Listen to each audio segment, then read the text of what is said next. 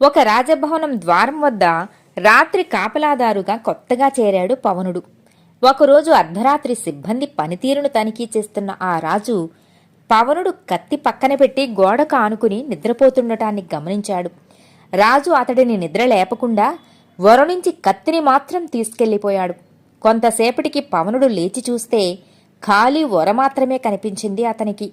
సూర్యోదయాన పహారా మారినప్పుడు రాత్రి కాపలా వాళ్ళంతా రాజుకు కనిపించాకే ఇళ్లకు వెళ్లాల్సి ఉంటుంది.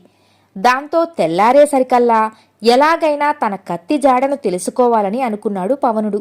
అక్కడికి సమీపంలోనే తనకో వడ్రంగి మిత్రుడు ఉన్నాడు. వెంటనే అతని దగ్గరికి వెళ్లి నిద్రలేపాడు. విషయాన్ని చెప్పి ఓ కత్తి కావాలన్నాడు. అలాంటి కత్తి చేయటం కష్టమే కాని కొయ్యతోనైతే చెయ్యగలను. పైకి కనిపించేది పిడి మాత్రమే కాబట్టి దాన్ని ఇంకాస్త జాగ్రత్తగా తయారు చేస్తాను అన్నాడు ఆ మిత్రుడు. అన్నట్లే తెల్లవారేలోగా ఒక చిన్న కొయ్య కత్తిని చేసి ఇచ్చాడు. దాని పిడి మాత్రం అసలు కత్తి మాదిరే ఉండటంతో ఆ పూటకి గండం గట్టెక్కిందనుకున్నాడు పవనుడు. సూర్యోదయం కాగానే మిగిలిన పహారా వాళ్లతో పాటు పవనుడు కూడా వరుసలో నిలబడ్డాడు. కొద్దిసేపటికి రాజు అక్కడికి వచ్చాడు. సాధారణంగా పహారా తనిఖీకి ఒంటరిగా వచ్చే రాజు ఈసారి మాత్రం బంధించిన ఓ ఖైదీని వెంటబెట్టుకొచ్చాడు. కాపలాదారులకు ఆ ఖైదీని చూపించి, ఇతను రాజద్రోహి, అందుకే మరణశిక్షను విధించాను. నా కళ్ళ ఎదుటే ఆ శిక్ష అమలు జరగాలని ఇక్కడికి తెప్పించాను అంటూనే అక్కడున్న పవనుడిని చూసి, నువ్వు వచ్చి నీ కత్తితో ఈ దుర్మార్గుడి తలను నరికేయి అని పవనుడికి చెప్పాడు. తన దగ్గరున్న కత్తిని బయటకు తీస్తే అది కొయ్యదని తెలిసిపోతుందని భయపడ్డాడు పవనుడు.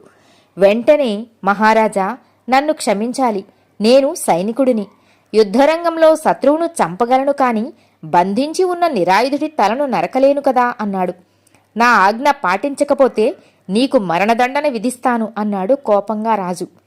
పవనుడు వెంటనే చేతులు జోడించి, దేవుడా, నేను చేసేది నేరమైతే నా కత్తిని కొయ్య కత్తిగా మార్చేయి అంటూ వరునుంచి కత్తిని పైకి లాగాడు. నిజంగానే కొయ్య కత్తి కనిపించడంతో కాపలా వాళ్ళంతా ముందు ఆశ్చర్యపోయినా తర్వాత నవ్వేశారు. అది చూసి రాజుకు నవ్వాగలేదు. మొదటి తప్పు కావటంతో పవనుడిని క్షమించాడు. బుద్ధి తెచ్చుకున్న పవనుడు ఆ తరువాత మరెప్పుడూ విధి నిర్వహణలో అలసత్వాన్ని చూపించలేదు. కథ సమాప్తం.